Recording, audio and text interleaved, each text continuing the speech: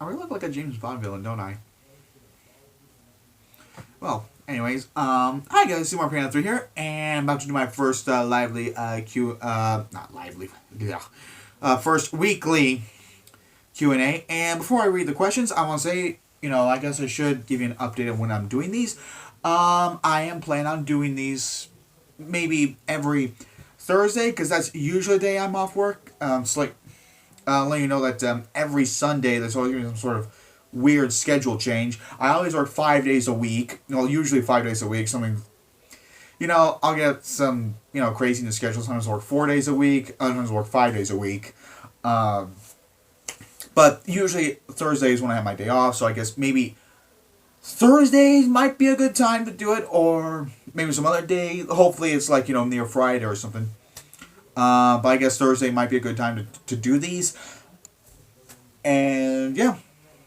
So that's when I'll be doing these.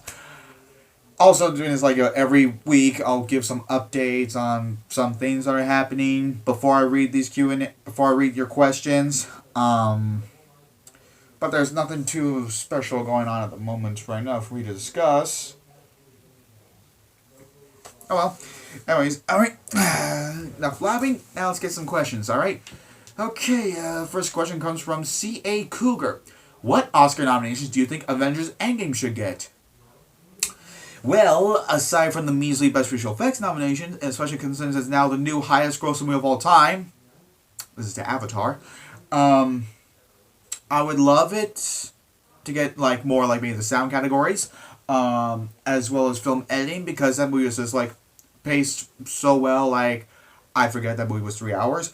Best cinematography would be awesome. My favorite shot in the movie is all the Avengers mourning, Tony as his ashes were flowing down the river. To recap, this is what, as if to say, all this happened, all these heroes happened partially because of Tony, mainly because of Tony, because he was the first thing to happen. I'm so glad that Disney is campaigning the hell out of that movie. I'm glad they're campaigning Robert Downey Jr. for Best Supporting Actor. I would love that to happen. I don't think that would happen, though. I would love that to happen so much. Best Director, I hope that happens for the Russo brothers. Adapted Screenplay. And, of course, Best Picture. And also Costume Design, Production Design. I would love to get, nearly everything. Nominated for nearly everything. I would love that. If that doesn't happen, well, the Oscars is bigger hypocrites. I mean, they usually nominate, the biggest movies of all time, highest grossing movies of all time. It would be really stupid if they just ignore it, or just give it measly Best Visual Effects nominations, just move on to their usual Oscar bait stuff, whatever. But there's my answer to that. Alright, next question comes from Orc TV. I suddenly remembered your name from the days of SSB4 roster critiques. You had to bring those days up, do you? If you guys want to know what he's talking about, go ahead and ask him. If you actually care now, go ahead and ask in the comments what he's talking about. But I don't want to go into long details of that. Am I going? Anyway, he asked, are you going to do an MLP finale review? Yes, I would. Once season 9 hits Netflix. Man, it's really such a shame. I remember, a few years ago, whenever there's a new MLP episode premiering on TV, I would always look up on YouTube, and they would always have it. Now, because, stupid copyright strikes, all the episodes have been taken down. I mean, yeah, sure, I can watch them when people are doing reaction videos, but I don't want to watch the person reacting to the episode. I want to watch the whole episode. And now I guess I gotta wait until the whole season is on Netflix, then I can catch up on what I'm missing out on. It's really sad. So, yeah, when season 9 hits Netflix, hopefully sooner, I will give my thoughts on it. And I will say this. Since the series is over, Hasbro, if you're planning on releasing the whole series in, one box set, I would ask, could you please release it on Blu-ray? You can release it on DVD if you want, but just remember, Blu-rays exist too. I mean, you released the Equestria Girls movies on Blu-ray, and you also released the what used to be the biggest disappointment of the whole decade until I saw Rise of Skywalker in theaters on Blu-ray. Could you please release the show itself? I would love that. I would really love that. Alright, next question comes from Sin and IMAX. Nobody I know on YouTube loves Batman more than this motherfucker. His question is: was Super Mario Fan 3 your first choice for your channel name? Not really. I had Super Mario Fan, but that name was taken. I'm like, okay, what about Super Mario Fan 1? Okay, that's taken. Super Mario Fan 2? Okay, that's taken. Super Mario Fan 3? That's not taken. Okay, I guess I'll stick with that. So, yeah, that's how it happened. That's how the name came to be. Because 01 and 02, as well as Super Mario Fan, period, were taken. There you go. All right, Boy Thunder Productions was at Boy Thunder Productions. I'm doing live streams with him now. We have our own thing. We do this whenever we want. I'll send a link down to his channel. Will you do an updated top 50 Oscar snubs list? No. I took down the Oscar snubs list that I did because a lot of the points I made, while I still agree with a lot of my points, I was rambling on a lot of them. I dragged my points on, and I tend to repeat myself so many times, and my reasons came up as incredibly short.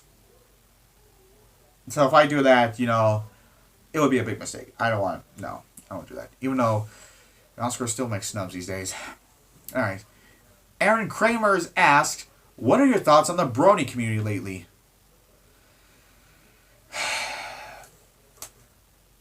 I'm pretty mixed on it.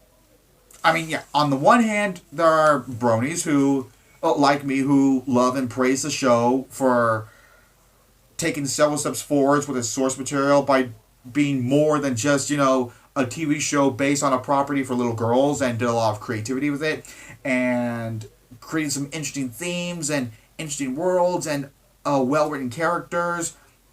I pray the types of bronies who love and praise the show for that. On the other hand, though, for everything that is popular within the entertainment media, whereas movies or TV shows or video games, there's always going to be those people who create some weird, sickening fan fiction on DeviantArt or SFM, and the type of bronies who have weird fetishes. Those kinds of bronies are just no. Yeah, I'm pretty mixed. I have mixed thoughts on the brony community. Alright. Justin Williams asks, what are my most anticipated movies of 2020? Well, my number one is obviously, of course, Christopher Nolan's Tenet. That trailer looks fucking amazing. I'm excited for that. There's also Soul, my most anticipated anime movie of the year. I love Pixar, and I love Pete Docter. He's probably my favorite Pixar director. There's also the third SpongeBob movie. I'm excited for that. Keanu Reeves as a sage. What more do you want? Let's see. Denis Villeneuve's take on Dune. I hope it's better than the David Lynch movie. People say, oh, it's a guarantee it's going to be better. When David Lynch was doing movies back then, it's always like a guarantee it's going to be a big hit. Yeah, look how Dune turned out. The original Dune turned out. I'm hoping this Dune will be a lot better, because it seems like a really difficult source material to pull off in terms of movies. What else is there? I am looking forward to No Time to Die, but I hope it's a lot better than Spectre. But a lot of production issues that happened. Danny Boyle was set to direct, but then there's a lot of creative differences, and he's gone. It's like they just threw in the director of Beast of No Nation as help. I'm a little bit worried for that. Black Widow's my most anticipated comic movie of the year. Let's see what else is there. I know there was something. Oh, the new Paul Greengrass movie with Tom Hanks. Forgot what it's called, but all I know is it's Paul Greengrass and Tom Hanks working together again. That I'm looking forward to. And yes, The Last Duel. It's Ridley Scott's newest movie. It's not just the fact that it's Ridley Scott, but it's Ben Affleck and Matt Damon writing again. I don't think they ever written another movie after Good Will Hunting, have they? They did. It probably wasn't as big of a hit as Good Will Hunting is, but I hope this one will be a big of a hit. And also Adam Driver, not doesn't star Matt Damon and Ben Affleck, but Adam Driver's in too. You could cross Ridley Scott off of big directors that Adam Driver should work with. He's worked with so many great directors. Man, I love Adam Driver. Love that. So yeah, that's all I could think of the top of my head for most anticipated of 2020. Nicholas E. Miranda asks, Well, okay. Basically, he asks, "Why did I take down my movie reviews?" I had a feeling I was gonna get a question like that. Okay. Yes, folks. In case you're wondering, yes, I searched high and low for all of my movie reviews and got rid of them. Why? Because a lot of my points, like, okay, I'm sick of seeing myself being uninformed, biased, repeating myself, and stuttering throughout the majority of my points on what movies I'm talking about. Mainly due to mainly on a lot of the comic movies and blockbusters. Oh my god, I don't know what I was thinking. I have no idea what I was thinking. Like, for a while, I was being a total fucking hipster. With superhero movies and Marvel movies. Saying some stupid horse shit, like, oh, they're not like, A24 movies, those are movies. Yeah, I was one of those people. I have no idea what I was thinking, and so now, I've now come to realize, how great these movies are. I really don't want to see myself, talking like that ever again, so I just took them all down and just trying to move on from them. And, yeah. So, yeah, I changed my thoughts a lot these days on these Marvel movies. And, yeah, I have grown on these Marvel movies. Scorsese's like, what, 50 plus years older than me? What's his excuse? Okay, so there you go. There's your answer. Metalland 2004 asks, have you heard of the movie I'm Not There? Yes, and I have seen it. I find it to be a really, fun, biopic?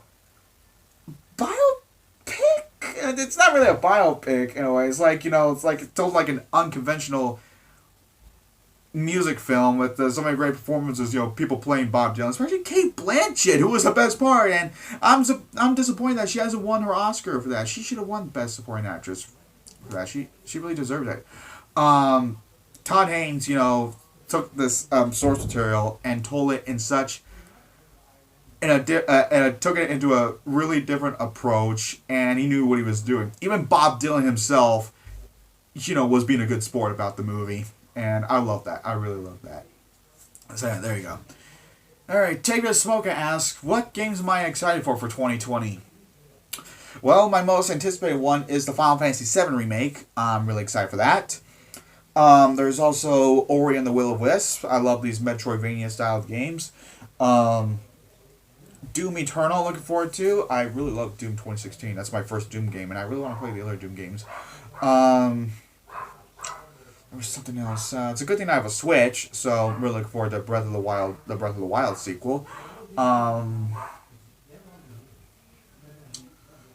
There was something. Oh, Legend of Mana. I'm looking forward to Legend of Mana. The Bravely Default sequel, and God, it's a tough one to think of. I am looking forward to Halo Infinite, even though the series is in real dire condition ever since 343 took over the series. Well, I find Halo 4 to be a pretty underrated game.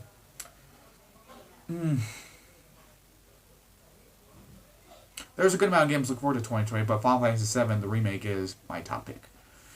Alright. And Owen Buckner, who did not follow the guidelines, has now told me to answer question 2. And question 2 is, what is your first memory of your favorite video game? Alright, in case you're wondering, my favorite video game of all time is Final Fantasy IX. And my memory of it, okay, I was in late junior year, and I was starting into the Final Fantasy series when I was playing Final Fantasy VI. And so I really wanted to play the other Final Fantasy games, because I love Final Fantasy VI so much.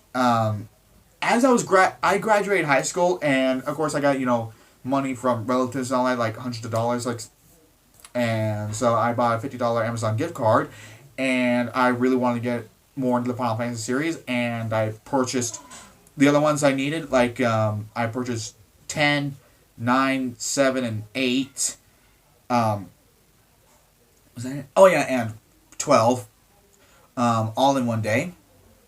And I played through all the games. Of course, I had trouble getting 7 in the mail because some guy wouldn't ship it. I did play the other Final Fantasy games, and I was really getting into it. And then I played 9. 9 really hooked me in with its story, because it's nice to see a Final Fantasy game that doesn't start out, like 6 and 7, where it's like, oh, the world is dying, magic is going extinct. Final Fantasy 9 started out pretty, hopeful and optimistic. It's more like a Disney adventure. That's what Final Fantasy 9 was. Playing Final Fantasy 9 was like. I really, really loved the chemistry between Zidane and Garnet, and I love the music by, of course, the great Nobuo Uematsu. I have the overall map on my iPod because that's how much I love that music. And I love the character dynamics. It was like, because it's one of those games where I'm like really hooked into the story, and I just love all the character dynamics with Steiner and Zidane, Garnet, and Vivi. I was really interested to see, I was really interesting how their lives would turn out as the game progresses. So yeah, there you go. That's my memory of my favorite video game of all time, which is Final Fantasy 9. And those are my questions, guys. If you guys have any questions to ask, remember, 1 question per video. Go ahead and leave a comment in this video, and I will answer again sometime next week. And I will see you all next time in the near future. All right, take care.